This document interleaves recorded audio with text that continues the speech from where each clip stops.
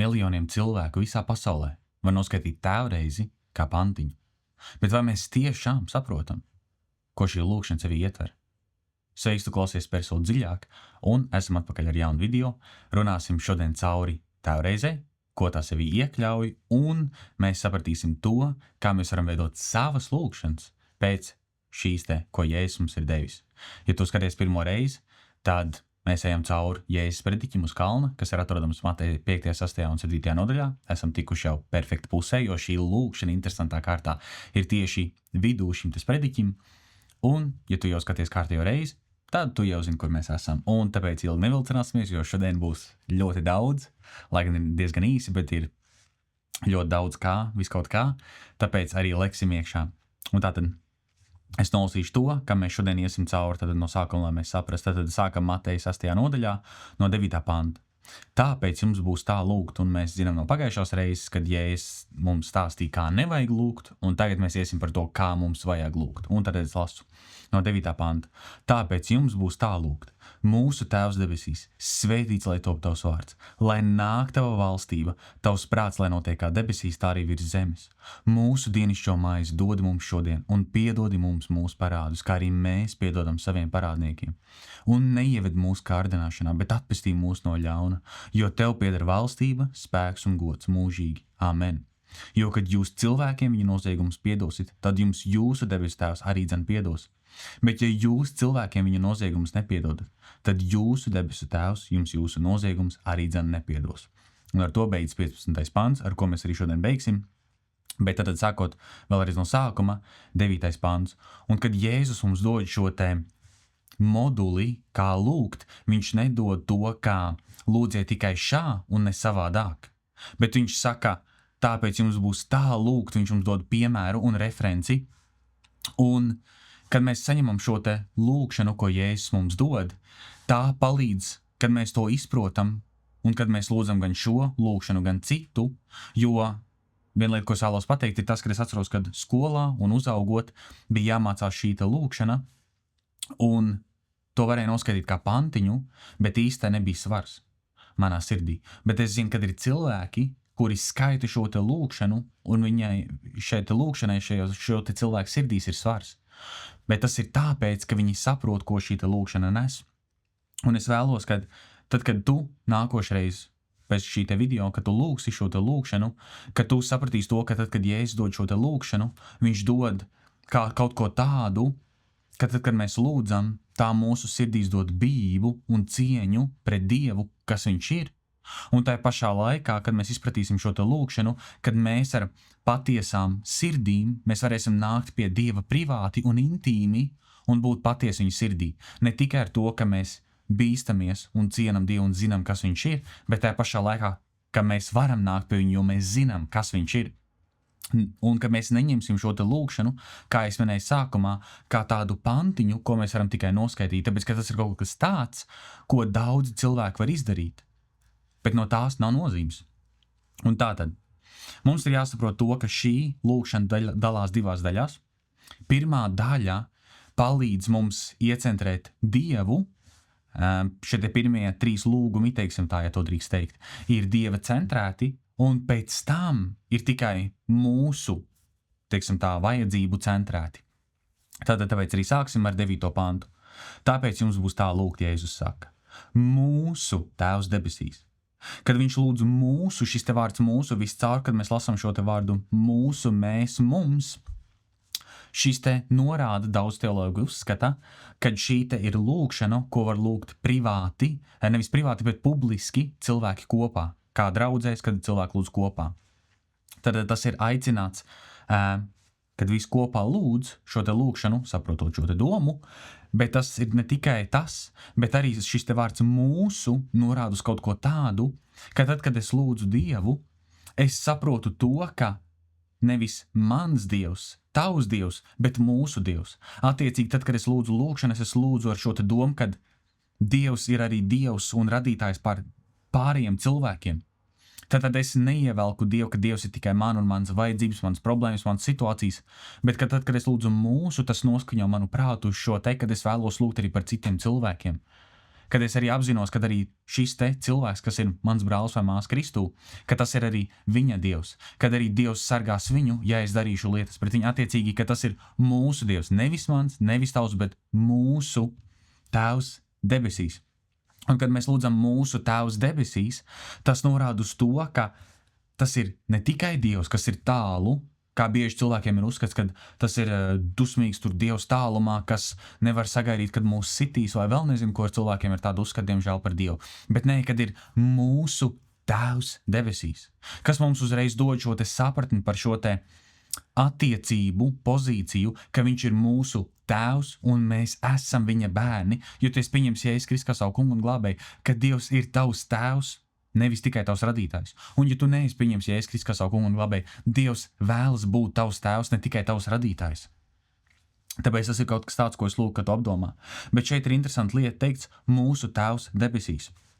Un kad mēs lasām debesīs, mēs saprotam Dieva lokāciju. Tajā ziņā, ka tad, kad mēs lasām Mateja 5. nodaļu, kad mēs runājam par zvērestiem, mēs lasījām no 34. panta, kur ir teikts tā, bet es jums saku, jums pavisam nebūs zvērēt ne pie debesīm, jo tās ir Dieva goda krēsls. Attiecīgi, Dievs ir debesīs. Viņš, Tēvs ir debesīs uz troņa, un tas mums palīdz saprast, ko? Tas mums palīdz saprast, kad mēs lūdzam šo te lūgšanu, mūsu Tēvs debesīs. Mūsu Tēvs, kas ir kontrolē pār visu, kas ir apsēdies uz troņa, kas ir kontrolē pār visu, kas zin visu, kurš var visu, kas spēj visu, kas valda pār visu. Tas mums palīdz saprast to, ka tad, kad es nāku ar savām lūgšanām Dievu priekšā, man nevajag lūgt kā tādam, kā bezcerīgam cilvēkam, bet kad es varu nākt pie Dieva lūgšanā, jo es zinu, kas viņš ir, jo es zinu, ko Dievs var, uz ko viņš ir spējīgs, kurš ir kungu kungs, kurš ir ķēniņš, kurš ir visa valdnieks. Man patīk, kā Salamans mācītājs 5. nodaļā 1. pantā saka tā: neesi par daudz ātrs ar savu muti, un lai tavas sirds savā trauksmē nepārsteidzas kādu vārdu izrunāt Dieva priekšā. Jo Dievs ir debesīs, bet tu esi virs zemes, tāpēc, lai maz ir tavu vārdu. Un Psalms 103.19 saka tā: tas kungs ir debesīs uzcēlis savu troni, un viņa ķēniņa valstība valda pār visu. Attiecīgi, tad, kad mēs lasām mūsu Tēvs debesīs, mēs saprotam to, ka Dievs ir debesīs, un mēs esam šeit uz zemes. Attiecīgi, mēs nākam pie Dieva bijībā un cieņā, jo mēs saprotam, kur ir viņš, kas ir viņš un kas esam mēs, bet Dievs ar savu garu ir šeit klāt. Attiecīgi, mēs nenākam tikai pie Dieva, kā viņš ir tur tālu, bet arī, ka viņš ir šeit tuvu.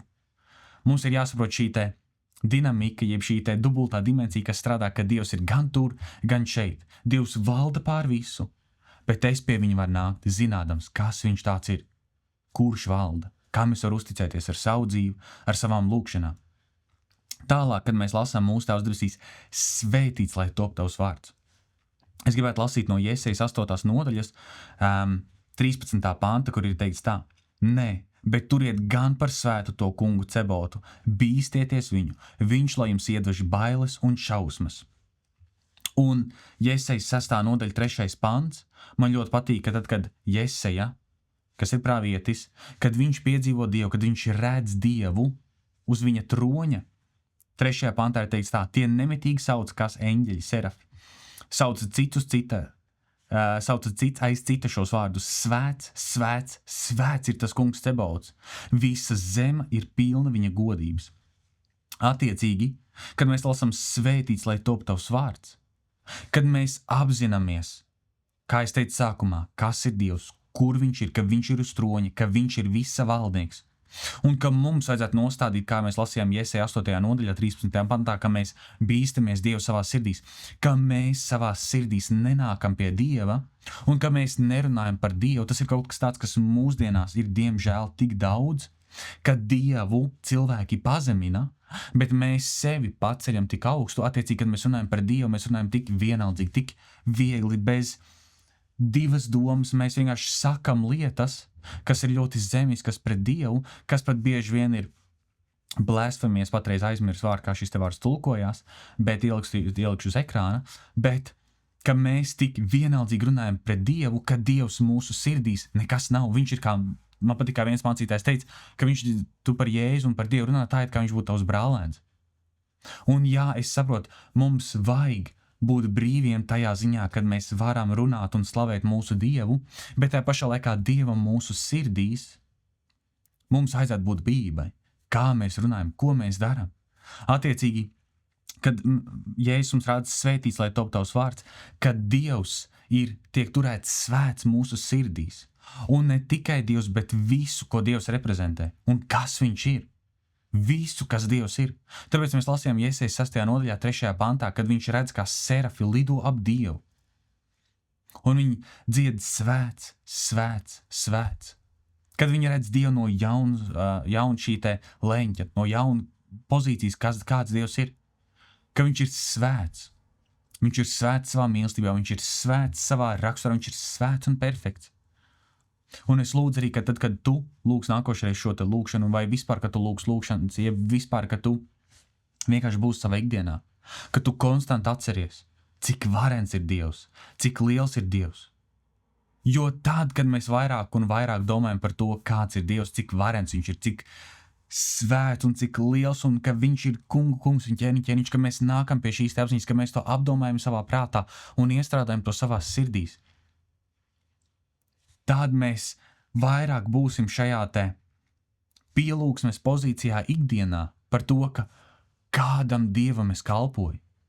Un tas palīdzēs tev saprast, ka tās situācijas, kas nāk tavā dzīvē, tu par viņam tik daudz vairs neraizēsies, nerūpēsies. Kāpēc? Tāpēc, kad es zinu, kādam Dievam es kalpoju. Tas nebūs tikai šeit te prātā, tas būs arī sirdī. Es zinu, kādam Dievam es kalpoju. Varenam, lielam. Un es viņu bīstos. Un tāpēc es būšu uzmanīgs ar saviem vārdiem, ko es runāju, ko es saku. Ne tikai Dievu priekšā, bet arī savā ikdienā, jo es zinu, ka Dievs ir ne tikai tur uz troņa, bet ka viņš ar savu garu ir šeit un tuvu mums visiem, ticīgs vai neticīgs. Viņš ir klāt un tuvu mums visiem. Un vēl viena lieta, kad mēs runājam par to svētīts, lai top tavs vārds, kad mums ir jābūt ne tikai, kā Dievs ir svēts mūsu sirdīs, bet arī tad, kad Dievs tiek turēts svēts mūsu sirdīs, tas arī izmainīs to, kā mēs darām lietas, jo mēs varam darīt labus darbus kā kristieši, lai kādam kaut ko parādītu, jeb kaut ko iegūtu, bet tad, kad mēs turēsim Dievu svētu savās sirdīs, tad arī, kā mēs esam runājuši pirms tam Mateja 5. nodaļā un 16. pantā ir teikts tā. Tāpat, lai jūsu gaisma spīd ļaužu priekšā, ka tie ierauga jūsu labos darbus un godā jūsu tēvu, kas ir debesīs. Attiecīgi tas, kā mēs reprezentējam Jēzu, ja mēs saucam sev par kristiešiem, vai nu var godāt Dievu, vai tas var zemināt Dievu vārdu. Mēs lasām vecajā derībā gan Dāvida dzīvē, gan psalmos, gan citur, kad mēs nepaklausam Dievam, kad mēs rīkojamies miesīgi, mēs pazeminam Dievu vārdu. Kāpēc? Tāpēc, ka cilvēki no malas redz mūsu, un viņi zin, ka mēs sevi saucam par kristiešiem. Un ja es sevi saucu par kristieti, un tas, kā es rīkojos, nenes godu Dievam, attiecīgi šis te cilvēks, viņš negodā Dievu, attiecīgi viņš zemina Dievu mūsu dēļ, tad tas, kā mēs reprezentējam Dievu, spēlē ļoti lielu lomu, kā mēs parādām Jēzu citiem cilvēkiem. Un man patīk ir tāds teiciens, kad būs cilvēki, kas redzēs tikai Jēzu, kāds viņš ir, varbūt necitēju tagad pareizi, bet ka mēs esam vienīgie, kas varēs reprezentēt viņam Jēzu. Attiecīgi viņš Jēzu nekad neredzēs, varbūt viņš nekad nepiedzīvos. Un ja mēs rīkosimies tā, ka mēs šim te cilvēkam reprezentējam kaut ko citu, nevis Jēzu, bet saucam, ka tas ir Jēzus, viņš nekad nenāks pie glābšanas. Bet, varbūt, protams, Dievam viss lietas ir iespējams, bet ja mēs reprezentēsim Jēzu, kāds viņš patiesībā ir, mēs sēsim veselīgu sēklu, ka šis te cilvēks gribēs nākt pie Dieva. Tāpēc, ka viņš būs baudījis tos, kāds ir Dievs caur tevi. Tāpēc godāsim Dievu un turēsim Dievu svētu ne tikai savās sirdīs, bet arī savos darbos. Un tas arī atrisinās šo te problēmu par to, ko mēs arī runājam vienā no pirmajiem video, par to, ka mūsu motīvi būs tīri, tāpēc, ka tad, kad mēs turēsim Dievu svētu, varenu, to, kāds viņš ir savās sirdīs, mēs darīsim tās lietas nevis tāpēc, ka mums kādam kaut kas ir jāpierāda, bet mēs darīsim no pareizajiem motīviem tajā ziņā, ka mēs gribēsim kalpot un palīdzēt cilvēkiem vienkārši tāpēc, ka mēs gribam, tāpēc, ka mēs saprotam, kāds ir Dievs, ko viņš ir izdarījis priekš mums, un tāpēc es arī vēlos iet un darīt priekš šitiem cilvēkiem šīs lietas. Tātad ne tikai turēsim Dievu svētu savās sirdīs, bet arī caur saviem darbiem, kā mēs lasījām Mateja 5. nodaļā, 16. pantā. Tātad, ejot tālāk no pēc 9. panta, sētīs, lai tavs vārds, 10. pants, lai nāk tava valstība. Tavs prāts, lai notiek kā debesīs, tā arī virs zemes. Tātad, lai nāk tava valstība. Valstība priekš mums, kad mēs pirmoreiz kaut ko iedomājamies, valstība, tas priekš mums liekas kaut kas fizisks, kaut kas redzams, kaut kas taustāms. Un tad, kad mēs lasām Daniela 2. nodaļu, 44. pantu, mēs jau vecajā derībā daudzās vietās lasām par šo te valstību, kas nāks, kas valdīs. 44. pants, bet šo ķēniņu laikā debesu Dievs cels valsti, kura pastāvēs nesagrauta mūžīgi un kuras vara nepāries ne uz vienu citu tautu. Tā satrieks un iznīcinās citas valstis, bet pati pastāvēs mūžīgi. Attiecīgi, kad mēs lasām par šo te, lai nāk tava valstība, mums ir jāsaprot, ka arī šis te spēlē divās dimensijās, teiksim tā. Tas runā no vecās derības par valstību, kas nāks, un arī jaunajā derībā mēs lasām atklāsmes grāmatā, ka būs diena, kad nāks valstība, kur valdīs Dievs, un mēs arī varam izlasīt no atklāsmes grāmatas 21. nodaļas, man ļoti patīk viena no manām favorīta rakstvietām no 1. līdz 7. pantam. Es redzēju jaunas debesis un jaunu zemi, jo pirmā debesis un pirmā zeme bija zudusi, un jūras vairs nav. Tad ir jaunas debesis, jauna zeme, jauna valstība, jaunā Jeruzālem, un es redzēju svēto pilsētu, jauno Jeruzālem, nokāpjam no debesīm no Dieva, sagatavot kā savam vīram greznotu līgavu. Un es dzirdēju stipru balsi no troņa sakām, redzi, Dieva mājoklis pie cilvēkiem. Viņš mājos viņu vidū, un tie būs viņa ļaudis, un Dievs pats būs ar viņiem.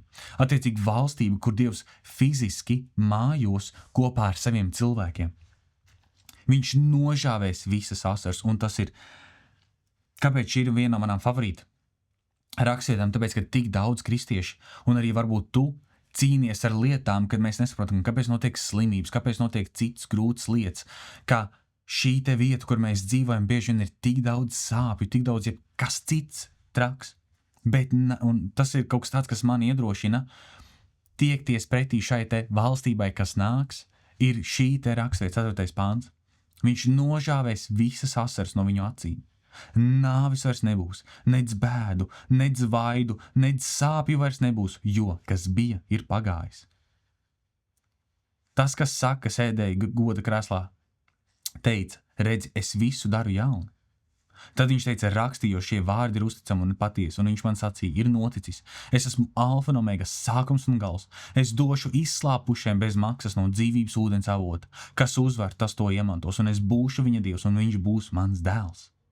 Attiecīgi, katram, kas pieņem Jēzu, kas varbūt šeit uz zemes patreiz cīnās, ar to, ka viņš tiek vajāts savas ticības dēļ, varbūt ģimene ir atteikusies no viņa, varbūt tu ej cauri slimībām, un tu nesaproti, Dievs, kāpēc? Es ticu tev, es dzīvoju tev, bet manā dzīvē ir tik daudz sāpes un slimības un viss pārējais. Mēs, kā Jēzus sakotāji, mēs, kas lasām Bībeli, mēs, kas saprotam šo te garīgo aspektu lietām, kad Sātans ir šīs zemes ienaidnieks, un viņš mēģina pēc iespējas vairāk cilvēkus paņemt sev līdz uz pazušanu. Bet tad, kad mēs pieņemam Jēzus Kristu kā savu kungu un glābēju, kad mēs tiecamies pretī viņa atnākšanai, viņa valstībai, kad mēs dzīvosim kopā ar viņu, ka mēs mūžīgi varēsim dzīvot. Tur, kur vairs nebūs sāpes, tur, kur vairs nebūs rūps, tur, kur vairs nebūs rājs, tur, kur vairs nebūs asars, kas viss tiks paņemts prom. Man patīk šī līdzība par to, ka mums varbūt liekas, jā, bet mums šeit ir jādzīvo gadiem ciešanās un vispārējais. Bet man patīk šī līdzība par sievieti, kas dzemdē. Kad, kamēr viņi vēl nav piedzemdējuši šo te bērnu, ka viņi ir sāpes un viņi iet cauri šīm te visām lietām, ka viņi iet cauri, kad šī te dzemdība nav viegla, tās ir grūtas, bet pēc tam, kad šis te bērns ir piedzemdēts, Kad viņi tur viņu savās rokās, viņi aizmirst visu, kas ir bijis uz šo te mazo posmu. Un tāpat mēs, kad lasām Bībeli, mēs zinām to, ka mūsu dzīve šeit uz zemes. Bībeli konstanti par to runā, ka tas ir kā tvaiks. Ir un nav un pazūd. Un es ticu, ka tu piekritīsi, ja tu esi vecā gājuma cilvēks. Ka tava dzīve ir paskrējis kā vējš. Tik daudz, liekas, it kā tik daudz gadi, bet ir paskrējis tik ātri. Ir bijuši asars, ir bijuši sāpes, ir bijuši viss kaut kas cits. Bet iedomājies, būs diena, kad mēs dzīvosim mūžīgi ar Dievu kopā, kur mūsu asars tiks noslaucīts, kur sāpes vairs nebūs, kur nav vairs nebūs. Būs jauna debesis, jauna zeme, ne, mēs nebūsim kā multenēs rāda, kad mēs spēlējam harpus un sēžam mākonīšos un ēdam odziņas. Nebūs jauna debesis un jauna zeme. Mēs darīsim lietas, mēs varēsim lietas, mēs būsim ar Dievu kopā, būs vienkārši tik brīnišķīgi, ka par to varētu uztaisīt jaunu video, parunāt par to, kas mūs sagaida debesīs, cik vareni tur būs, cik labi tur būs. Un ka viss šis te, ka mēs ejam tagad cauri, ka tas ir kā tvaiks. Bet tātad vēlreiz, runājot par šo te, lai nāk tavu valstībā, mums ir jāsaprot, kad vecā derība runā par Jēzu, ka tad, kad Jēzus atnāk, viņš sludina atgriezieties no saviem grēkiem, jo debesa valstība ir klāt tūp pienākus. Attiecīgi mēs saprotam to, ka tas ir kaut kas, kas pateicoties Jēzus Kristus upurim ir jau noticis, bet it kā ir, bet vēl ne. Kādā ziņā? Tā ir kā fiziska valstība, kas būs kādu dienu, bet tagad šodien, kad mēs runājam par Dieva valstību, tas ir kaut kas tāds, ka tad, kad mēs lūdzam, lai nāk tava valstība, jautājums ir, vai mēs lūdzam tikai par kaut ko, kas būs? Nē. Dieva valstība jau nāk, jau ir tur, kur notiek Dieva griba. Pirmām kārtām, tad, kad mēs lūdzam Dievs, lai nāk tavu valstība, mums šī te lūkšana palīdz saprast to, ka pirmais es lūdzu Dievs, lai nāk tavu valstība manā dzīvē, manā šajā te sadraudzībā ar cilvēkiem, manā, tā komunā, ja tā var nosaukt. Lai Dievs nāk tavu valstību, ka Dievs notiek tava griba, jo tur, kur ir Dieva griba, tur Dieva valstība atnāk. Tā ir pirmā dimensija. Un otrā, kad mēs lūdzam, mēs arī gaidam, kad nāks Jēzus otro reizi, kad būs fiziska vieta. Un 2. Timotejam, 4. nodaļa, 8. pants saka tā: atliek man tikai saņemt taisnības vainagu, ko mans kungs, taisnais tiesnesis, dos man viņā dienā. Un ne tik vien man, bet arī visiem, kas ir iemīlējuši viņa parādīšanos. Attiecīgi, tad, kad mēs lūdzam, lai nāk tava valstība, ka mēs sagaidam, kad nāks Dievs atpakaļ, ka mēs gaidam, jo mēs zinām to, ka jā, Dieva valstība jau notiek manā dzīvē, tajā ziņā, kad Dieva griba ir manā dzīvē. Es dzīvoju pēc Dieva gribas, ko mēs lasīsim cauri, kad mēs lūdzam tālāk tavs prāts, lai notiek kā debesīs, tā arī virs zemes, jo šis te sajūt kopā ļoti spēcīgi. Bet, kad es gaidu, kad Jēzus nāks atpakaļ, mūsu līgavains, mūsu kungs, mūsu glābējs, kad viņš nāks atpakaļ, mums kā kristiešiem vajadzētu gaidīt, kad Jēzus nāks atpakaļ, ar prieku. Viņš nāks, viņš drīz nāks. Un tālāk, kad mēs lasam, lai nāk tavu valstību, tavs prāts, lai notiek kā debesīs, tā arī virs zemes. Attiecīgi šis te, kad Dieva prāts, kad notiek tavā dzīvē, tur Dieva valstība jau ir atnākusi. Kad mēs lasam Lūkas 22. nodaļa 42. pāns, saka tā: un Jēzus lūdz Dievu un sacīja: Tēvs, ja tu gribi ņemt šo biķeri no manis, tomēr ne mans, bet tavs prāts, lai notiek. Un arī Ebrejiem 13. nodaļa 21. pants saka tā: tas, lai katrā labā darbā dara jūs spējīgus piepildīt viņa gribu, jūsos to padarot, kas viņam labi patīk caur Jēzu Kristu, viņam lai ir gods mūžu mūžos. Amen. Attiecīgi, tad, kad mēs lūdzam, lai nāk tavu valstību, tavs prāts, lai notiek kā debesīs, tā arī virs zemes, mēs lūdzam, ka ne tikai nāks vienu dienu, šī te brīnišķīgā diena, kad mēs būsim kopā ar Jēzu uz mūžu mūžiem, bet arī es lūdzu jau šeit un tagad, kad Dieva prāts notiek manā dzīvē, kad es savu dzīvi lūgšanā būdams, kad es lūdzu, kad Dieva prāts notiek manā dzīvē, mūsu izvēlēs, mūsu attiecībās, finansēs, darbā, ka mēs dzīvojam viņam. Tajā ziņā, ka ja tu pieņemsim, ej uz draudzi, tu dari visu, kā tu zini, kāds ir Dieva prāts, bet pieņemsim, tu ar finansēm vai ar darbā, runājot attiecībās par cilvēkiem, tu esi kāds cits, tu nedzīvo pēc Dieva gribas, pēc Dieva prāta, attiecīgi Dievs var pagodināties citās jomās, bet varbūt tu neredzi, kā Dievs pagodinās finansēs vai darbā vai jebkur citur. Kāpēc? Tāpēc, ka tu nedzīvo tā, kāds ir Dieva prāts. Dieva prāts ir, kad mēs mīlam cilvēks, kad mēs sludinām evaņģēliju, ja mums ir iespēja, ka mēs darām šīs te brīnišķīgās lietas, par kurām Bībele runā. Tagad vienkārši ir tik daudz iespējas, kā mēs varam aiziet ar to visu. Bet es ceru, ka tu saproti, ka tad, kad tu konkrētās sfērās savā dzīvē nedzīvo pēc Dieva prāta, pēc Dieva gribas, Dieva valstība tu nav, Dieva godība tu nav, Dievs tu nevar pagodināties. Kāpēc? Tāpēc, ka mēs tā vietā, lai mēs darītu un dzīvotu tā, kā Dievs mūs aicina, mēs nedaram. Bet mēs sagaidām, ka Dievs strādās. Mēs sagaidām, kad pēkšņi Dievs tur varēni darbosies un mums būs iespēja evaņģelizēt un vispārējais. Bet tas, kā mēs dzīvojam, mēs nedzīvojam tā, kā mums vajadzētu. Tad mēs arī nebrīnam, tad arī mums nevajadzētu brīnīties par to, kāpēc Dievs nepagodinās. Attiecīgi, tad, kad mēs lūdzam, lai nāk tavu valstību, tavs prāts, lai notiekās debesīs, tā arī virs zemes. Es lūdzu, ka nākušais, tad, kad tu lūg šo te, tu saproti to, ka Dievs, tad, kad tu nāks lūgšanā, Dievs, es gribu, ka tavs prāts notiek manā dzīvē, kad iet runa pieņemsim par attiecībām, vai par finansēm, vai par manu darbu jautājumu, vai par jebko citu.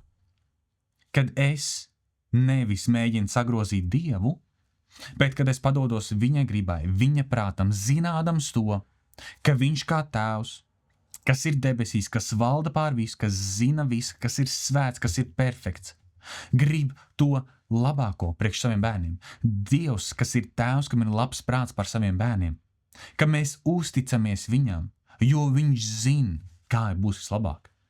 Ka mēs ļaujamies viņa vadībai, nevis savai vadībai. Attiecīgi, šis te mums liek saprast to, ka Dievs, tu zini. Un vēl viena raksturība, ko es vēlos parādīt, ir Mateja 12. nodaļa, no 48.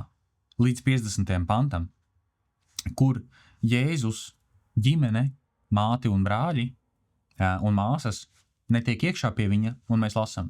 Un viņš atbildēja un sacīja tiem, kas viņam to teica, kas ir mana māte un kas ir mani brāļi? Un roku izstieps par saviem mācekļiem viņš sacīja, redzi, mana māte un mani brāļi. Jo kas dara mana debesu tēva prātu, tas ir mans brālis un mana māsa un mana māte. Attiecīgi, Jēzus saka, kas dara mana debesu tēva prātu. Attiecīgi, mēs nedaram mūsu prāts, mūsu vēlmes, mūsu pārējais. Kāpēc? Tāpēc, ka mēs pat nepamaram to, cik bieži mūsu vēlmes nesakrīt ar Dieva vēlmēm. Mūsu prāts nesakrīt ar Dieva prātu. Kāpēc? Tāpēc, ka mēs domājam, ka mēs zinām, bet mēs nezinām. Tāpēc, tad, kad mēs lūdzam, kad mēs saprotam, kas ir lūkšana, par to, kā mēs runājam arī pagājušā video, kad mēs saprotam šo te, kad mēs nākam, kad mēs ļaujam, ka svētais gars veido mūsu sirdis un vispārējo tādā veidā, kad mēs izmainamies, kad mēs saprotam, ka Dievs zina, man vajag mainīties. Dievs zina visas lietas, es uzticēšos viņam, un es šo te pašu rakstīt gribētu parādīt caur Lūkasa evaņģēliju, kas ir atrodams 8. nodaļā, no 19. līdz 21. pantam. Kāpēc? Tāpēc, kad Jēzus Mateja 12. saka, redzi mana māte, mani brāļi, jo kas dara mana debesu tēva prātu, tas ir mans brālis, mana māsa un mana māte. Un mēs redzam, ka Jēzus saka, kas dara tēva prātu, bet jautājums, kas tad ir tēva prāts? Kā es varu zināt, kas ir tēva prāts? Un tāpēc man patīk, kā ir Lūkas evaņģēlijā 8. nodaļā, Jēzus pasaka, no 19. līdz 21. pantam, viņš saka tā. Bet viņa māte un brāļi atnāca pie viņa un nevarēja viņam klāt tik ļaužu dēļ, un viņam deva ziņu un sacīja, tava māte un tava brāļi stāv ārā un grib tevi redzēt. Bet viņš atbildēja tiem un sacīja, mana māte un mani brāļi ir šie, kas Dieva vārdu dzird un dara. Attiecīgi, kas tad ir Dieva prāts? Kā es varu zināt, kāds ir Dieva prāts? Kad es dzirdu Dieva vārdu un kad es daru to, ko Dieva vārds saka. Attiecīgi, Jēzus mūs aicina lasīt Dieva vārdu, lai saprastu, kā tad man būtu jārīkojas manā privātajā dzīvē, manās finansēs, manās attiecībās, manos citos jautājumos, lai tādā veidā, kad es dzīvoju pēc Dieva prāta, kad arī Dievs var pagodināties manā dzīvē. Jo tad, kad es dzīvoju pa savam prātam, Dievs nevar pagodināties. Bet tad, nevis nevar, ka viņš nebūtu spējīgs, bet tas nedos godu viņam. Bet tad, kad es dzīvoju par godu Dievam, kad es paklausu viņam, kā saka viņa vārds, kā bērns, kas ir paklausīgs saviem vecākiem, tāpēc arī, kad mēs esam paklausīgi Dievam, viņš pagodinās mūsu dzīvēs, un mēs redzam brīnums, un mēs varam liecināt par to, ka Dievs ir varens, ka viņš stāv kopā ar savu vārdu, ka viņš neiet pret savu vārdu, bet ka Dievs neiet pretī savam vārdam, ka viņš iet kopā ar savu vārdu. Un tas ir tik brīnišķīgi redzēt par to, ka tas izmaina mani kā cilvēku, dzīvo tā, kā Dievs man aicina. Un kad es arī redzu augļus tam, kā Dievs pagodinās. Tāpēc es arī lūdzu, ka tad, kad mēs lūgsim vēlāk, lai nāk tā valstība, tavs prāts, lai notiek kā debesīs, tā arī virs zemes. Kad tu ne tikai lūdz par to dienu, kad nāks Jēzus, bet arī, kad tu pārskat savā sirdī, kur Dieva prāts ir tavā dzīvē un kur nav, kuros jautājumos, kuros sfērās. Kad tu lūdz, lai Svētais Gars tev uzrāda, parāda, kurās sfērās manā dzīvē nenotiek Dieva prāts, kur es dzīvoju pa savam, kur it kā es lūdzu, lai notiek Dieva prāts, bet patiesībā es negribu, tāpēc, ka man patīk, kā ir tagad. Tātad, kad mēs lasījām no 9. līdz 10. pantam, mūsu Tava debesīs svētīs, lai top tavs vārds, lai nāk Tava valstība un lai tavs prāts notiek. Kad mēs lūdzam par Dieva svētumu, Dieva atnākšanu un Dieva gribu savās dzīvēs un vispār.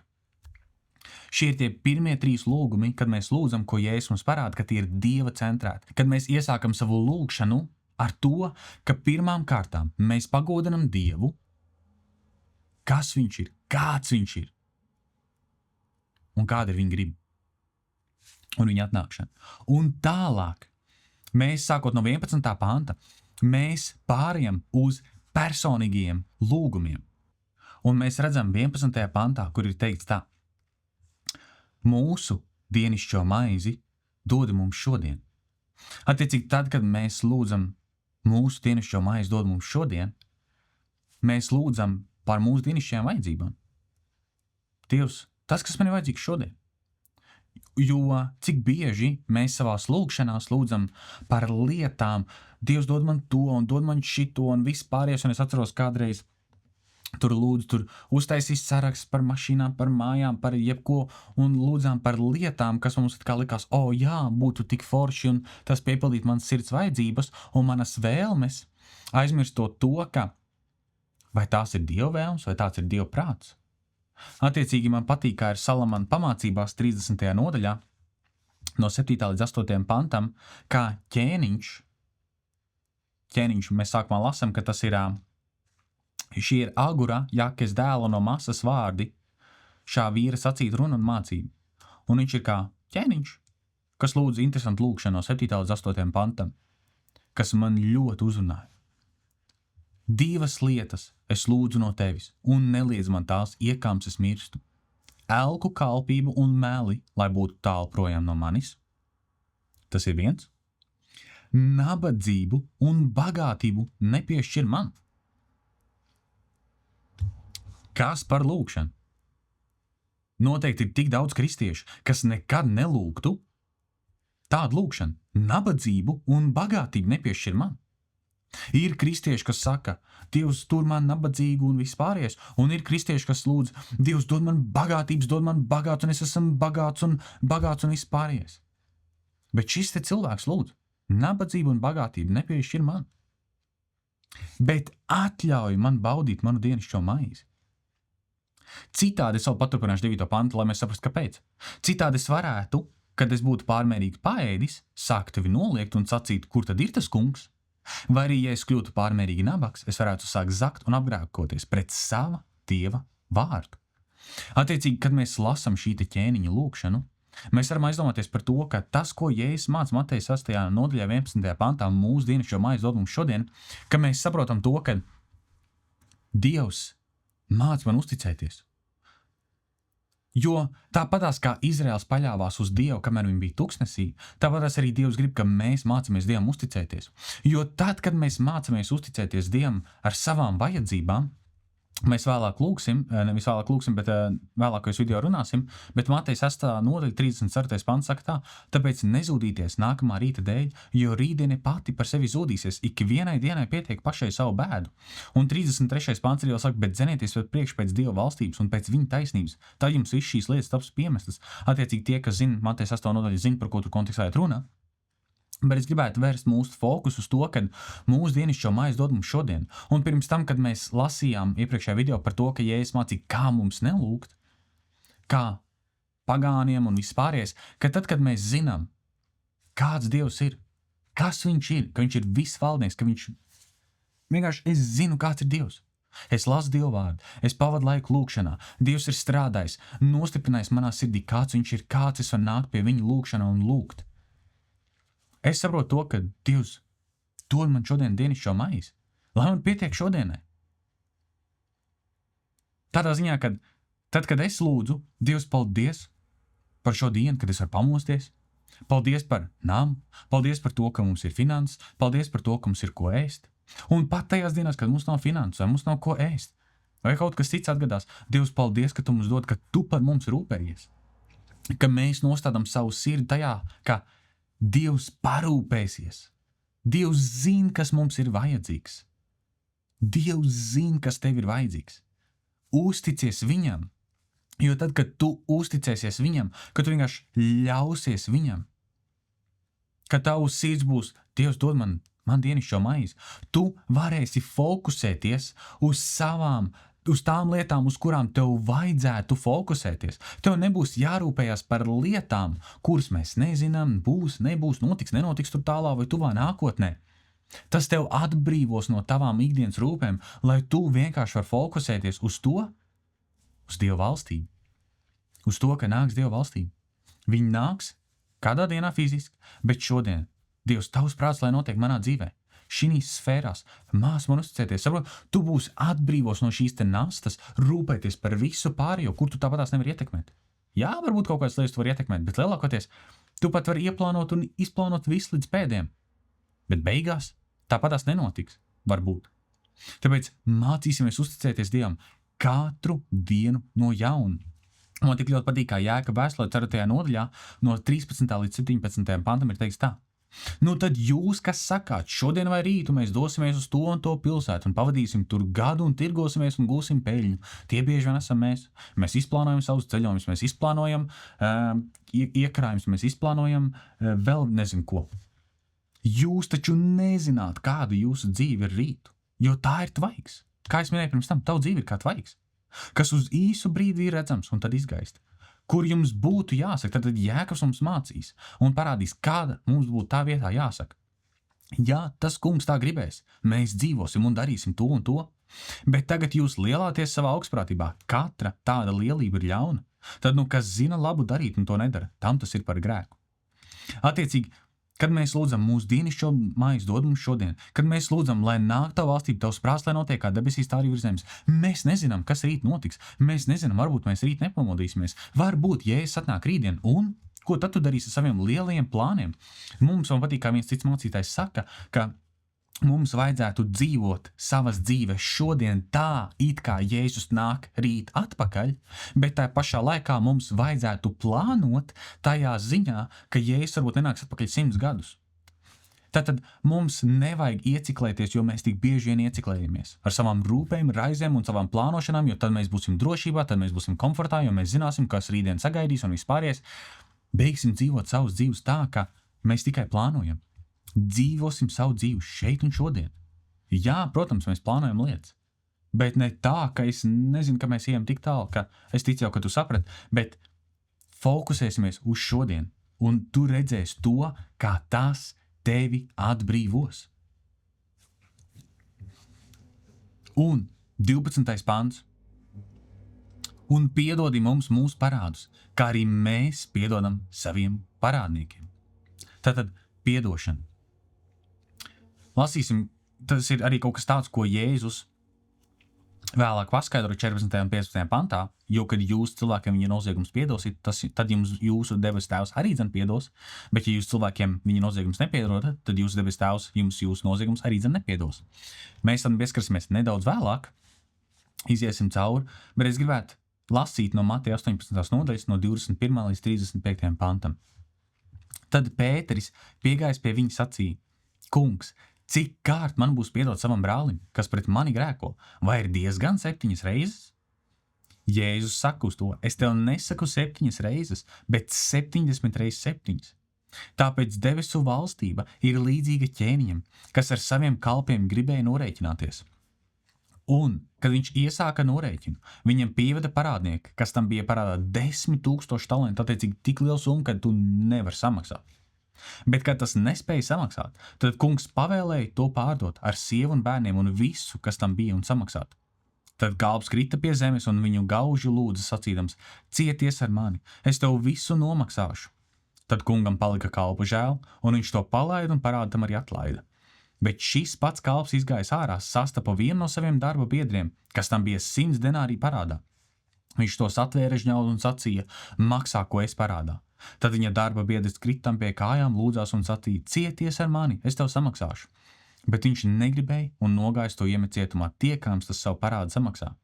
Kad nu viņa darba biedri to redzēja, tad tie ļoti noskuma, tie aizgāja un izstāstīja savam kungam visu, kas bija noticis. Tad viņa kungs to pasauc un tam sacīja: tu nekrietnais kalps, visu šo parādu es tev atlaidu, kad tu mani lūdzi. Vai tad tev arī nebija apžēloties par savu darba biedru, kā es par tevi esmu apžēlojies? Un viņa kungs apskaitās un nodeva to mocītājiem, kamēr tas samaksā visu, ko viņš tam bija parādā. Tā arī mans debesu tēvs jums darīs, ja jūs ik viens savam brālim no sirds nepiedosit. Tātad, kāda doma šeit slēpjas apakšā? Dievs man, kā grēciniekam, ir piedevis visu un aicina savā debesu valstībā. Viņš man ir piedevis tik daudz, un tad mans brālis vai māsa vai jebkāds cits izdara kaut ko bišķīt pret mani, un es viņam nepiedodu. Kā es varu nepiedot, ja man ir tik daudz piedots? Tad, kad mēs esam patiesi satvēruši, kas mums ir piedots, cik daudz mums ir piedots, cik Dievs ir parādījis lielu žēlstību pret mums, tad mēs esam arī gatavi piedot citiem.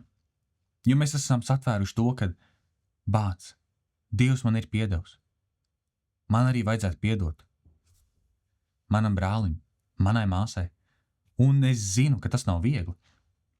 Un daudz ticīgie piedzīvo to, kad patiesi šī te piedošana šķiet diezgan neiespējama. Tāpēc, kad tas, ko tas cilvēks ir varbūt nodarījis, ir tik dziļs sāpes un aizvainojums, un tas atkārtojās un viss pārējais, un tāpēc Pēters prasa, vai pietiek 7 reizes, bet, ja es saku nē, 70 reizes 7 vai 77 kā kurā tulkojumā, un kad mēs kā kristieši, mēs bieži vien cīnāmies to, ka es nevaru piedot, bet tu neesi vājš vai kaut kāds tāds, ja tu nevari piedot uzreiz, vai ka tu cīnies nedaudz ar to, tāpēc, kad šī te cīņa patiesībā parāda to, ka tad, kad mēs lūdzam šo te lūkšanu un piedod mums mūsu parādus, ka arī mēs piedodam saviem parādniekiem, mēs redzam to, kā svētais gars strādā tavā sirdī pie tā, ka tu tava miesā negribi piedot, bet tevī ir šī te cīņa, kad ne, bet es zinu, ka vajag piedot, man vajag piedot, un tas nav kaut kas tāds, ko mēs vienkārši izmainām savā prātā. Tas ir svētā gara darbs mūsu sirdīs, kur mēs redzam, kā Dieva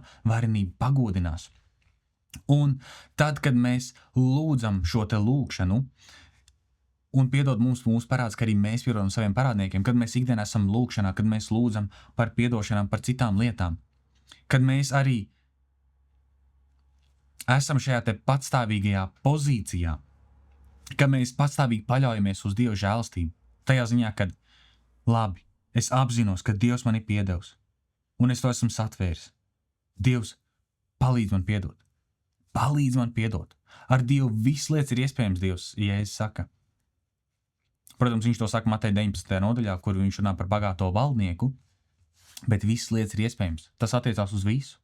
Un es zinu, ka varbūt ir grūti piedot cilvēkiem, bet satver spēcīgi lūdz Dievs parādi, cik daudz tu man esi piedevis, lai es varu piedot, es gribu piedot, palīdz man atlaist, palīdz man mīlēt. Un tad, kad tu lūgš šo te lūgšanu, tad tu vienlaiks arī lūdz par sevi, kad tu sev atgādini par to, ka Dievs man ir piedevis, Svētais Gars strādās pie tavas sirds, un tev būs daudz vieglāk piedot citiem cilvēkiem, kas ir izdarījuši pār tev. Un kad mēs lasam 13. pantu un neieved mūsu kārdināšanā, bet atpestī mūs no ļauna, mums ir jāsaprot tas, ka Jēkaba vēstulē man ļoti patīk, kā 1. nodaļā ir teikts, 13. pantā ir teikts tā. Neviens, kas tiek kārdināts, lai nesaka, Dievs mani kārdina. Un tad ir jautājums, bet pagaid kā? Mateja 6. nodaļā ir teikts, un neieved mūsu kārdināšanā. Bet Dievs jau nevienu nekārdina. Mums ir jāsaprot. Neviens, kas tiek kārdināts, lai nesaka, Dievs mani kārdina, jo ļaunām kārdināšanām Dievs nav pieejams, un pats viņš nevienu nekārdina. Bet katru kārdina viņa paša kārība, to vilinādama un valdzinādama. Pēc tam kārība, kad tā ieņēmusies, dzemdē grēku, bet grēks padarīts dzemdē nāvi. Attiecīgi, tad, kad mēs lūdzam Dievs neieved mūsu kārdināšanā, bet atpestī mūs no ļauna, mums ir jāsaprot tas, ka Dievs mūs nekārdina. Mūsu pašu kārības, mūsu pašu vēlmes, kas mums it kā liekas, kad ir ļoti labas un ļoti pareizas, bet tad, kad mēs nākam pie Dieva, kad mēs ļaujam viņam strādāt pie mūsu sirdīm, mēs saprotam to, ka mana sirds ir tik miesiska tajā ziņā, kad es tik ļoti domāju tikai par sevi, par savu labumu, par savu komfortu, es mīlu tik ļoti sevi, un manas lūgšanas nepagodina Dievu tajā ziņā, kad es lūdzu tikai par sevi, un es nelūdzu par citiem. Es neiestājos par citiem. Un attiecīgi es arī vēlos parādīt Mateja 28. nodaļu, 41. pantu, kur Jēzus saka saviem mācekļiem Ģedzemenes dārzā, esiet modrīgi un lūdziet Dievu, ka jūs neiekrītat kārdināšanā. Gars gan ir labprātīgs, bet miesa ir vāja. Attiecīgi, tad, kad mēs lūdzam, kad mēs pavadām laiku lūgšanā, mūsu šis te garīgais cilvēks, mūsu gars paliek stiprāks un stiprāks un stiprāks, un mums ir daudz vieglāk valdīt par savu miesu, par savām kārēm, par savām vēlmēm, kas ir miesīgas, kuras nepagodina Dievu. Bet, ja mēs neesam lūgšanā, mūsu miesa arvien vairāk ņem virsroku, un mēs pat nepamanām to, ka mēs savā rīcībā, savā sirdī un citās lietās esam tik mantkārīgi, esam tik cietsirdīgi un pat nepamanām to, kā mūsu vēlmes mūs kontrolē un mūs vada. Un tāpēc 1. korintiešiem 10. pantā 13. 1. korintiešiem 10. nodaļā 13. pantā ir teikts, jūs piemeklēs vēl tikai cilvēcīgs pārbaudījums. Dievs ir uzticīgs, viņš neļaus jūs pārbaudīt pāri jūsu spējām, bet darīs pārbaudījumam tādu galu, ka varu panest. Attiecīgi šeit iet runā par kārdinājumiem. Kad mēs lūdzam un neieved mūsu kārdināšanu, bet atpestī mūs no ļauna, mēs nelūdzam par to, ka Dievs nekārdina mūs. Nē, Dievs ved mūs prom no situācijām, kurās mēs esam neaizsargāti, viegli ievainojami un miesīgi, un ka mums būtu iespēja, teiksim tā, grēkot mūsu miesas dēļ, bet mēs lūdzam Dievs ved prom no šīm te situācijām. Tāpēc, ka 13. pantā ir teikts, ka Dievs ir uzticīgs, viņš neļaus jūs pārvarīt pāri jūsu spējām. Dievs tev nedos vairāk kārdinājumus, teiksim, ne jau, ka viņš tev dod, bet viņš atļausies tam, ka tu tiec pārbaudīts, ka tu tiec testēts. Kādā ziņā, lai tu redzētu to, ka es vēl esmu tik miesīgs. Dievs, man vajag vairāk tevis. Man vajag vairāk lūgt, man vajag Dievs vairāk nodoties tevim, Dievs palīdz man stāvēt pretī kārdinājumiem. Un tad es lūdzu, Dievs palīdz man veikt prom no situācijām. Jo tālāk teiks, bet darīs pārvarējumu tādu galu, ka var panest. Dievs mums vienmēr dod izeju. Dievs mums vienmēr dod izeju, viņš nedod vairāk, kā mēs varam panest. Tu varbūt lūdz, Dievs dod man finanses, un tev šķiet, ka tu varbūt būtu spējīgs tikt galā ar tām finansēm, ja Dievs tev svētīt ar finansēm, biznesu vai ko citu. Un ja tas tev vēl nav, un ja Dievs tev to nedod, tad varbūt ir iemesls, tāpēc, ka tu varbūt domā, ka to varētu panest. Bet Dievs zina, ka ja Dievs tev to dos, ko tu lūdz, kuram tu varbūt vēl neesi gatavs, tad tu aiziet prom no Dieva, tu pamest Dievu. Kāpēc? Tāpēc, ka šī te kārība pret mantu būtu lielāka nekā Dievs tavā dzīvē. Un tāpēc mēs bieži vien tik daudz piedzīvojam to, ka mēs nesaņem tās lietas, kuras mēs lūdzam, tāpēc, ka pirmkārt mēs lūdzam no savām vēlmu pozīcijām un kārdinājumu pozīcijām, un tas nav Dieva griba. Un otrais, pat ja tā ir Dieva griba, mēs vēl neesam gatavi savā raksturā. Un tāpēc mums tas ir, tad, kad mēs tiekam pārbaudīti un testēti, Jēkaba vēstulē runā par to, ka tas ir labi, un mums vajadzētu ar prieku skatīties uz to, ka mēs tiekam pārbaudīti un testēti. Kāpēc? Jo mūsu raksturs aug, mēs pieaugam vairāk kā dievbijīgi cilvēki. Tāpēc, nē, Dievs mūs nekārdina 13. pantā un neved mūsu kārdināšana, bet atpestī mūs no ļauna. Bet Dievs ved mūs prom, Dievs, mēs lūdzam Dievs, mēs uzticam savu sirdi, Dievs ved man prom no ļauna. Un kas tad ir šis te ļaunais? Bet atpestī mūs no ļauna, kas tad ir šis te ļaunais? Jāņa 17. nodaļa, 15. pants saka tā. Ja es lūdzu šo te augstā priestera lūgšanu, es nelūdzu, lai tu viņus paņemtu no pasaules, bet lai tu viņus pasargātu no ļauna. Vēl mēs lasam 2. Tesaloniķiešiem 3. nodaļa 3. pants. Tas kungs ir uzticams, viņš uzdarīs stiprus un pasargās no ļauna. Tad Dievs mūs pasargā, Dievs, Jēzus lūdzu pasargā viņus no ļauna. Mēs vēl redzam 3. nodaļā 3. pantā, kur Pāvils raksta, viņš uzdarīs stiprus un pasargās no ļauna. Un 2. Timotejam 4.18 saka, izraus mani tas kungs no katra ļauna darba un izglābs savā debesu valstībā. Viņam lai ir gods mūžu mūžos. Āmen. Tad vēlreiz un vēlreiz un vēlreiz Dievs ir tas, kas mūs pasarg no ļauna. Bet šis te ļaunums ietver sevi kaut ko vairāk kā tikai sātanu. Jā, tas var norādīt kā sātans, bet tas arī ietver sistēmas, attieksmes un rīcības, kas ir pretrunā ar Dieva gribu. Attiecīgi, tad, kad tu lūdz Dievs atpestī mani no ļauna, tu lūdz aizsardzību arī no sevis paša, miesas, no savām kārībām, no saviem kārdinājumiem, no saviem grēcīgiem impulsiem un citām lietām, kas tevi vēd prom no Dieva gribas tavā dzīvē, kas ir pret Dieva valstību, par ko mēs runājam pirms tam. Tāpēc ir svarīgi, ka tad, kad mēs lūdzam atpestī mūs no ļauna, mēs nekoncentrējamies tikai uz to, ka tas ir sātans, bet arī, kad mēs nododam sev vairāk Dievam, ka Dievs arī pasargā mani. Pasargā Dievs man no manām nepreizajām izvēlēm. Pasargā man no maniem kārdinājumiem, no manām vēlmēm, kas man it kā šķiet, ka Dievs pagodinās tev, bet patiesībā ne. Tāpēc mums ir svarīgi, ka mēs arī saprotam to. Un tālāk 13. pantā, Mateja evaņģēlijā, ir nobeigums šai lūgšanai, jo tev pieder valstība, spēks un gods mūžīgi. Amen.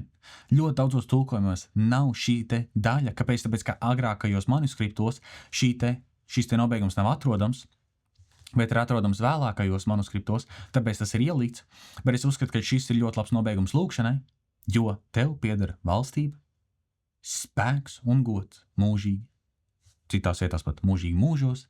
Amen. Amen reprezentē tas tā, lai ir, tas tām tā būs būt. Tātad, mēs pabeidzam ar šo te tēvreizi un pēdējie 2 panti. Jo, kad jūs cilvēkiem viņu noziegumus piedosit, tad jums jūsu debesu tēvs arī dzen piedos. Un tad tas ir tas, ka mēs arī nedaudz pieskārāmies 12. pantā par to, ka tad, kad mēs satveram, ko Dievs mums ir piedevis, kad arī mēs piedodam. Tāpēc, kad Jēzus mūs aicina, Dievs mūs aicina, jo Efeziešiem 4. nodaļā 32. pantā Dievs mūs aicina piedot, bet esiet cits pret citu laipni un žēlsirdīgi. Piedodiet cits citam, kā arī Dievs Kristu jums ir piedevis. Pāvils mums konstanti atgādina, ka Dievs tev ir piedevis, piedod arī tālāk. Un tas ir tas, ka, ja tev ir grūti piedot, uzdod sev jautājumu, vai es vispār saprotu, kas man ir piedots, ko Dievs man ir piedevis. Un tad, kad tu apdomās to, tu pamanīsi to, kad arī tev būs daudz vieglāk arī piedot citiem cilvēkiem. Un 15. pāns saka tā Mateja evaņģēlijā 6. nodaļā. Bet ja jūs cilvēkiem viņu noziegumus nepiedodat, tad jūsu debesu tēvs jums jūsu noziegumus arī dzen nepiedos. Tātad, ja mēs nepiedodam cilvēkiem, ja mēs paliekam skābi, ja mēs barojam nepiedošanu savās sirdīs ar to, ka mēs konstanti sev atgādinam, ka mēs konstanti sev uzkūdam, ka mēs konstanti izspēlējam vēlreiz un vēlreiz šo situāciju, kad mēs nevaram piedot un atlaist grēkus, mēs patiesībā nocietinam savu sirdi. Un man patīk, kā Jēkaba vēstulē 2. nodaļā 13. pantā ir teikts tā. Sāksim no 12. Tā runājiet un tā dariet kā tādi, ko tiesās svabadības likums, jo tiesa ir bez žēlstības tam, kas neparāda žēlstību. Žēlstība nebēdā par tiesu. Attiecīgi, jo tiesa ir bez žēlstības tam, kas neparāda žēlstību. Dievs parādīja žēlstību tev, tad, kad tu pirmo reizi nāc pie viņa. Viņš tev piedeva visus tavus grēkus. Un tagad, kad tu dzīvo Dievam, tu sagaidi, ka Dievs piedos tev, bet tu nevari atlaist kādam citam kapeikas, kamēr Dievs tev piedos šo te gigantisko parādu, ko mēs lasījām Mateja evaņģēlijā. Tāpēc ir svarīgi tas, ka mēs cīnāmies ar nepiedošanu, uzdod sev jautājumu, vai es esmu satvērs, vai es saprotu, ko Dievs man ir piedevis. Un tu pamanīsi to, ka tev būs daudz vieglāk piedot tavam brālim vai māsai. Un Lūkas evaņģēlijā, un arī ar to mēs drīz beigsim, Lūkas evaņģēlijā, 17. nodaļā, no 1. līdz 6. pantam ir interesanta lieta. Vēl viņš teica saviem mācekļiem, nav iespējams, ka apgrēcība nenāk, bet vai tam, caur ko tā nāk? Tādam būtu labāk, ja tam ap kaklu apliktu dzirnakmeni un to nogremdētu jūrā, nekā tas apgrēcinātu vienu no šiem mazajiem. Sargieties, ja tavs brālis grēko, pamāci to, un ja viņš nožēlo, piedod viņam. Un ja viņš grēko pret tevi 7 reizes dienā, un 7 reizes nāk pie tevis un saka, man ir žēl, piedod viņam. Un apustuļi sacīja savam kungam, vairo mums ticību. Varam interesanti, kad mācekļi saka, vairo mums ticību, kad iet runa par to, ka man ir jāpiedod vairāk. Kad es nevaru vienreiz, 2 reizes, un tad man apnīk, un es vairs nepiedodu, un es turu. Viņi saka, vairo mums ticību. Tad arī mācekļi saprata to, ka tas ir reāli grūti. Un ja tev pieņemsim kāds pasaulīgs cilvēks tavā dzīvē, ne jau kā aizvainojums, vienkārši kā fakts par to, ka tu redzi, ka viņš nesako Dievam, kad viņš nedzīvo Jēzum, un viņš saka, ka viņš it kā ir piedevis un atlaidis, bet viņš konstanti tajā vēl dzīvo. Nevis, lai es tev to saku, lai tu to cilvēku nosarītu, bet lai tu vienkārši redzētu to, kā mēs arī varam nepamanīt to, ka tad, kad mēs cilvēkiem nepiedodam, ka mēs barojam sevi to nepiedošanu. Tāpēc Jēzus mums saka, ja viņš nāk pie tevis, un pat ja viņš nenāk pie tevis, piedod viņam, piedod šim te cilvēkam. 6. pants, bet viņš sacīja, ja jums būtu ticība kā sinepju graudiņš, un jūs sacītu šo vīģes koku izraujies ar savām saknēm un dēsties jūrā, viņš jūs paklausītu. Attiecīgi, šī te, ka mēs varam piedot cilvēkiem, tas ir tas, ko es minēju, kad mēs saprotam to, ka tas nav tikai psiholoģiski prātā, bet ka tas ir kaut kas tāds, ka mēs nākam Dievu priekšā. Kad es strādāju to, kad es ļauju Dievu garam strādāt pie manis, manā dzīvē, manā sirdī, kad es nebaroju savu nepiedošanu, kad es esmu atklāts, ka tad, kad es nāku pie Dieva, es saku, Dievs, palīdzi man piedot, es gribu piedot, es gribu mīlēt, bet es nevaru, man nāk atpakaļ. Un ka tu redzi un ka tu ļauj kā Dieva gars strādā tavā dzīvē, tavā sirdī, ka tu vari piedot. Un ejot cauri šai te tēvreizei, es gribētu, kad nākošreiz, kad tu lūksi vispār ne tikai šo te lūkšanu, kad tu vienkārši lūksi un veido savus lūkšanas pēc šīs te lūkšanas, kad tu saproti to, ka lūkšana tā nav kaut kāda formula vai kaut kas. Tā ir šī, pirmkārt, ir dot kā referents, bet lūkšana ir, kā jau es runāju arī pagājušā reizē, ka tā ir saruna, ka tā ir kopība ar tavu debesu tēvu, kas rūpēs par tevī, kas zin par tevī, kas zin, kas tev ir vajadzīgs, kas zin, kā tev būtu jādzīvo, kas tev būtu jādara, ka viņš tev aicina tajā visā. Un lūkšana, patiesa lūkšana, kad mēs varam nākt patiesi Dievu priekšā, bez maskām, kad es varu nākt tāds, kāds es esmu, tā sniedz prieku, tā sniedz mieru, tā nomierina, tā stiprina tevi visos tavos darbos. Un tu arī caur lūkšanu mācies iepazīt Dievu. Un tu saproti to, ka mēs runājam par to, ka lūkšanai vajadzētu būt kā pilāriem, bet bieži vien mēs to darām, kā tas ir kā kāds darbs. Bet kad tu saproti to, ka kad es varu lūgt, ka es varu būt sadraudzībā ar savu debesu tēvu, ka tā ir kā privilēģija. Kad es visos jautājumos, visās situācijās varu nākt pie viņa. Un ka tas nav pienākums, bet ka tā ir vienkārši cik superīgi kad es varu būt lūkšanā katru dienu, katru sekundi, katru minūti, katrā situācijā. Un tad mēs pamanām to, ka tā izveidojas kā tāda pat mūsu dzīve, kad arī, manuprāt, tesaloniķiešiem tiek runāts par to, ka arī, ko mēs runājam ar mācītāju Aleksandru Daškeviču šajā te video intervijā, ko mēs esam, ja tev interesē, pāj atpakaļ un noklausies, par to, ka kā tas ir, kur Pāvils saka, esiet lūkšanās nemitīgi, ka mēs lūdzam konstanti. Un dažādiem cilvēkiem ir dažāda interpretācija, bet visvieglākais, kā mums to saprast, ir tas, ka tad, kad es saprotu, kas ir lūkšana, kas ir Dievs, ko tā nozīmē, kā man lūgt, kā viņai ir jāizskatās un viss pārējais. Un ka bieži vien mēs pat varbūt klausamies un mēs īsti nesaprotam, bet kad mēs lūdzam, lai Svētais Gars mums to atklāja, kad viņš strādā mūsu sirdīs, viņš mums to atklāja, un mēs vairāk un vairāk to saprotam, ka tas priekš manīm reāli kļūst kā dzīves stils, kad es varu staigāt savu ikdienu, staigāt savā dzīvē un vienkārši būt sarunā ar Dievu 24/7. Es varu lūgt no rītiem, es varu lūgt dienas laikā darbā, mājās pēc tam vakarā, jebkurā situācijā es varu būt sadraudzībā ar Dievu. Un, kad es esmu lūkšanā, man patīk, ka es runāju ar vienu māsu Kristūvu, kas teica, ka man tiešām patīk, kā viņa to pasniedz, kad lūkšana ir vairāk vajadzīga priekš mums, lai mēs atcerētos to, ka Dievs ir ar mums.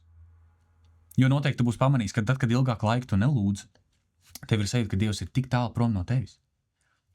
Bet tad, kad tu lūdz, kad tu jūti Dievu klātbūt, un tev atgādinās tas, ka Dievs ir tepat. Un tāpēc es lūgtu, ka tad, kad tu veido šos te lūkšanu, kad tu veido savu lūkšanu pēc šīs lūkšanas, ir tikai viens, ko tu ievēro, kad pirmais mēs sākam, ko mēs arī pamanījām, mēs sākam ar Dieva un viņa mērķu pagodināšanu. Pirms mēs nesam savus vajadzības Dievu priekšā. Un es pat vēl citiem cilvēkiem saku par to, ka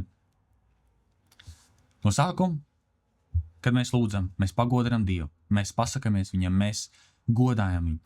Tālāk es iesaku cilvēkiem, lūdz par citiem cilvēkiem, lūdz par saviem brāļiem, lūdz par saviem māsām, par savām māsām, lūdz par ģimenes locekļiem, lūdz par kolēģiem, lūdz par draugiem, lūdz par paziņām, lūdz par viņu situācijām. Un tikai pašās beigās aizlūdz par sevi. Tāpēc, kad bieži vien mēs varam tik ļoti ieskauties tajā, kad es lūdzu par sevi, par mani, ka mēs tik ļoti koncentrējamies, ka mēs aizmirstam, kā pašā sākumā ir teikts, nevis mūsu tēvs debesīs, bet mans tēvs debesīs, mans vajadzības, mans. Bet cik skaisti, ka mēs varam lūgt par citiem, ka mēs varam iestāties par citiem. Jā, es zinu, ka manā dzīvē nevienmēr viss iet kārtībā, nevienmēr viss situācijas ir perfekts, bet tāpat, kad es varu lūgt par citiem cilvēkiem, kas tā ir par svētību.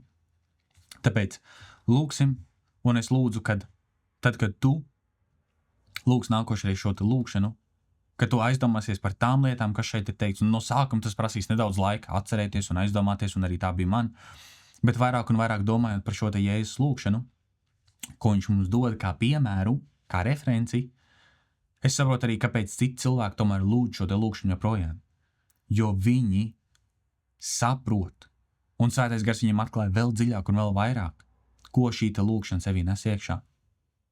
Tāpēc lūgsim. Paldies Tev, mīļais debes Tēvs, par Tavu brīnišķīgo roku, par to, ka Tu strādā mūsu dzīvēs. Tēvs, paldies par šo te privileģiju, ka mēs varam lūgt, ka mēs varam nākt Tavā priekšā patiesi, Tēvs. Kungs, es lūdzu, kad caur šo te lūgšanu, ko Tu mums esi devis, kā referents, kā piemēra, Tēvs, ka mēs varētu veidot savus lūgšanas, un ja mēs nezinām, ko lūgt un kā lūgt, ka mēs varam skaitīt šo te saucamo tēvreizi, lai tā mūsos veicinātu šo te Dievs, kas Tu esi, cik varens un cik svēts un cik brīnišķīgs Tu, Kungs, esi. Un pēc tam, kad mēs varam nākt ar savām vajadzībām, ar savām sirds lūgšanām, ar savām lietām, kas mums ir nepieciešams, Tēvs, un mēs zinām, Kungs, ka Tu mūs uzklausīs, ka Tu mums dzirdēs, un ka Tu mums atbildēs, Tēvs. Jo Tu neesi Dievs, kas ir tālu projām, kas mūs ir aizmirsis, bet Tēvs, Tu esi Dievs, kas ir tepat tūl klāt mums katram, kas dzird un kas atbild, Tēvs, katrai sirdī, kas sauc uz Tevi, Kungs. Paldies par to, kas Tu esi, paldies par to, cik varens Tu esi, Tēvs, un paldies par to, ka Tu mums esi devis visu, lai mēs varētu dzīvot savus dzīves kopā ar Tevi. Jēzus Kristus vārdā. Āmen. Un beigās tad arī noskaitīsim šo te lūkšanu kopā. Es ticu, ka tu to zini. Mūsu Tēvs debesīs, svētīts lai top tavs vārds, lai nāk tavu valstību, tavs prāts, lai notiek kā debesīs, tā arī virs zemes. Mūsu dienascho maizi dod mums šodien, un piedod mums mūsu parādus, kā arī mēs piedodam saviem parādniekiem. Neieved mūsu kārdināšanā, bet atpestī mūs no ļauna, jo tev pieder valstība, spēks un gods mūžīgi mūžos. Āmen. Paldies, ka tu klausies šo te video, un, ja tu esi pirmo reizi, piesako, jo tādā veidā tu mūs atbalsti, to, ko mēs darām, un lai tev svētīga atlikusī nedēļa. Jēzus Kristus vārdā, atā.